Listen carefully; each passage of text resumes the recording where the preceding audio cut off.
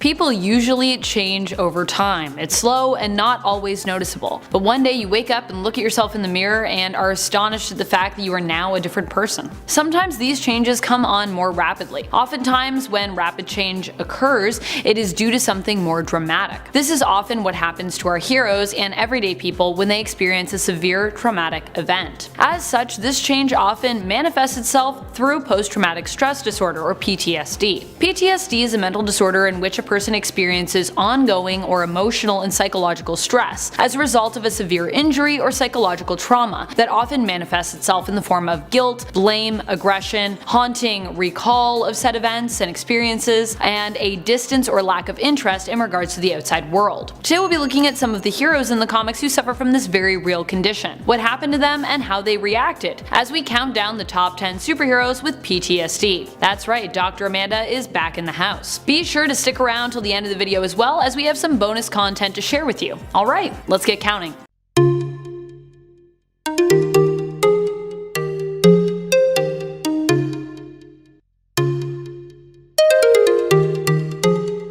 Number 10. Rorschach. Rorschach didn't always see the world as being as corrupt as it was. There was a time that he actually believed in the good of humanity. This, however, all changed when he was investigating a case of a missing girl and discovered that she had been murdered, chopped up, and fed to the killer's dogs. Rorschach was so traumatized by this event that he snapped and burnt the murderer and the building to the ground. This changed entirely his view of the world, made him become less trusting and more paranoid. In a sense, he blamed the world for being cruel enough to let innocents die, and took it upon himself to expose corruption wherever he found it, even if it meant putting world peace at risk. Number 9. Wonder Woman. After finding out that she was living in an illusion and that her time spent on Themyscira was not real, Wonder Woman becomes catatonic in volume 5 of her series. She goes into complete shock and becomes removed from the outside world and retreats further into her mind. There she experiences hallucinations and is forced to wrestle with her mental state as she tries to separate reality from fantasy. She even imagines a snake in her arm that comes out to talk to her. All of this happens while she is staying in a mental institution. Unfortunately, none of the doctors are much use to Diana there though, as she is instead being treated for being delusional in regards to thinking that she is Wonder Woman, which the doctors do not believe, as opposed to her actual trauma. In the end, she ends up kind of curing herself through self-exploration, which is not the way that most therapists would probably suggest you handle your own PTSD. Number 8.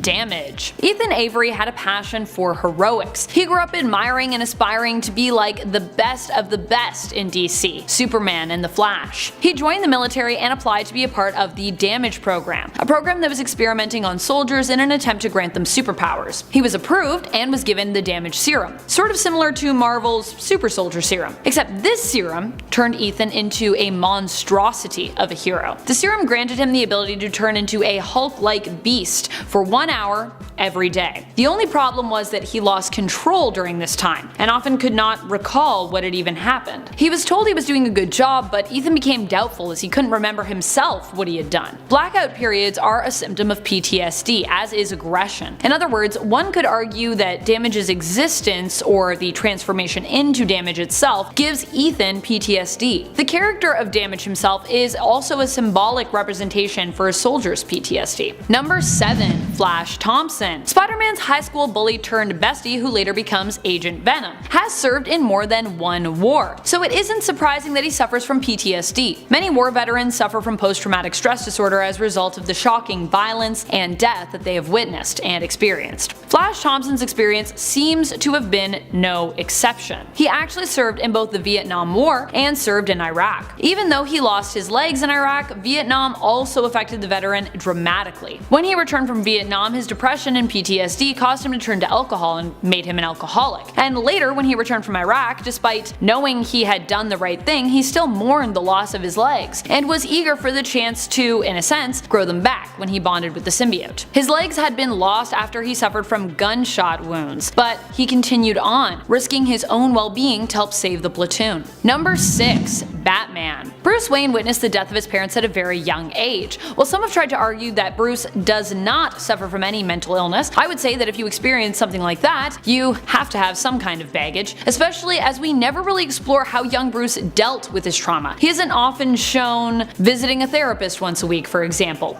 In essence, his becoming Batman seems to in a way symbolize that he feels guilt for losing his parents. Not necessarily personal guilt, as he was just a child, what could he really have done to save his parents? But in regards to his societal guilt. He becomes Batman in an attempt to make Gotham a better place. While he doesn't seem to distance himself or experience trauma when surrounded by violence or guns, anything connected to the traumatic experience, he does choose to not use guns, abhorring them because of his trauma. He becomes paranoid and hypervigilant, which can also be a sign of PTSD, and he basically manifests a split persona in regards to his Batman identity. He has nightmares of the event and becomes restless, never really sleeping at night, as it is when he is keeping watch on the city. And he also has to act during the day as a CEO for Wayne Enterprises, preferring instead to take micronaps as opposed to sleep. Which, by the way, you should not try at home, as they don't actually give a human being enough rest in real life. Truth. I tried it once. Didn't work. Wish that I was lying about that, but I'm not. Number 5. Winter Soldier. Bucky Barnes had to deal with the shock of not a specific moment, but a lifetime of them. He was captured by the Russians and turned into a weapon, given a robotic arm and brainwashed into becoming the ultimate assassin. When the Cosmic Cube was used to give him back his memories, he became overwhelmed with guilt in regards to his actions. In the film, he has literal triggers in the form of activation words. At one point, he gets a space dog in the comics that seems to give Bucky the kind of companionship that a dog trained to help traumatized veterans would. Poor Bucky also seems to always keep getting pulled back into war, as though his trauma makes him feel like his role as a killer is inescapable. So sad. Poor Bucky. It always makes me cry. Number 4. Wolverine. Oh, where to start with Logan? His entire childhood is basically trauma after trauma. Wolverine basically has been on a constant journey from one cause of PTSD to the next cause of PTSD. Even in regards to his experience as an adult, almost everyone he has ever loved ends up brutally murdered, and he always seems to find this out through actually finding their corpses. In the Old Man Logan storyline, even his 2 young children are killed.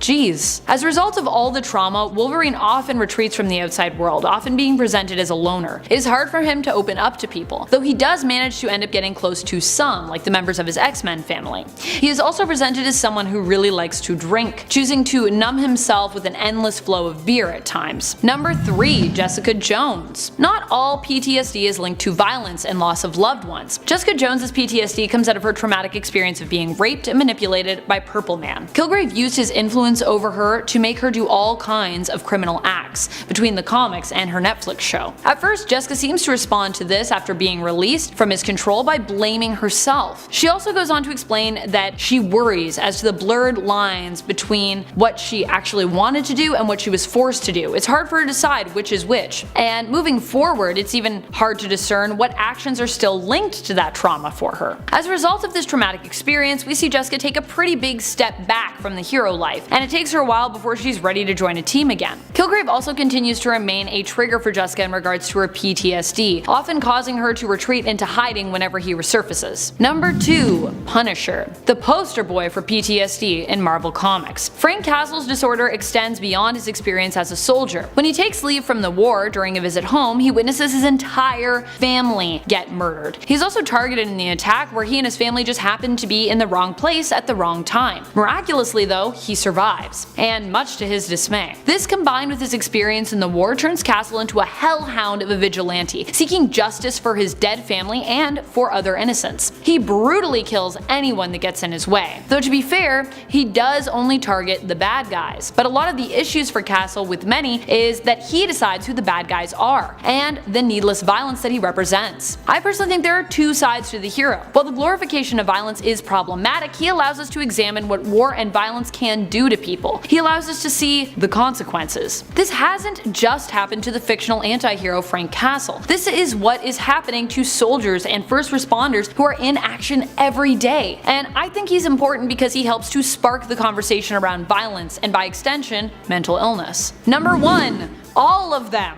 While I really wanted to make Frank Castle the number 1 on this list, I honestly couldn't, because so many heroes actually suffer from PTSD. In fact, I would say almost every single hero does. In their line of work, they see all kinds of atrocities and are forced to deal with the loss of life on a daily basis. Even worse, they are pretty much always survivors, making their guilt often feel even bigger and even worse. Every hero has a trigger as well in some cases. Ultimately, all heroes are that double-edged sword sword. We explore violence and the consequences of violence through them, whether the violence be physical or mental. While all hero stories represent a glorification of fighting, of war, or of abuse, they also offer us a lens through which we can explore why this is an issue. When is conflict okay?